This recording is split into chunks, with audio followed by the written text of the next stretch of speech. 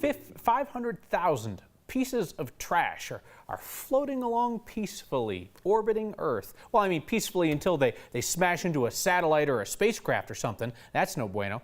The smart students at the School of Mines think they have a solution to space junk. They showed it to our Byron Reed.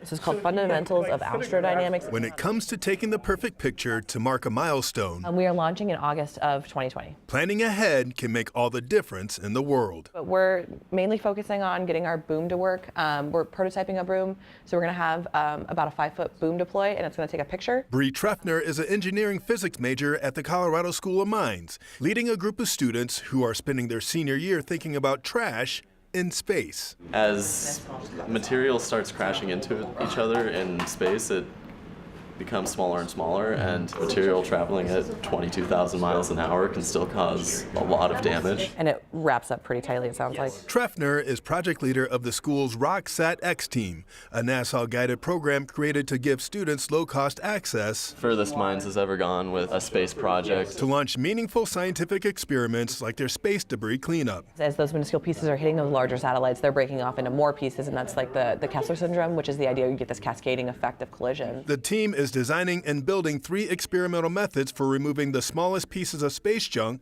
like metal and paint fragments less than 1 centimeter in size. Up here, this is our laser subsystem.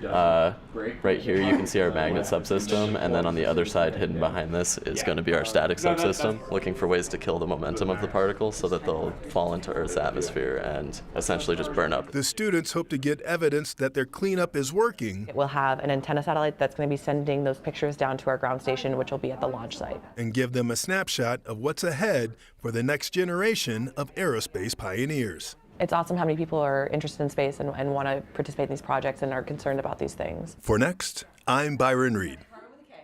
Team says next summer they'll be blasting those experiments up 90 miles into suborbital space on a rocket provided by the Colorado Space Grant Consortium.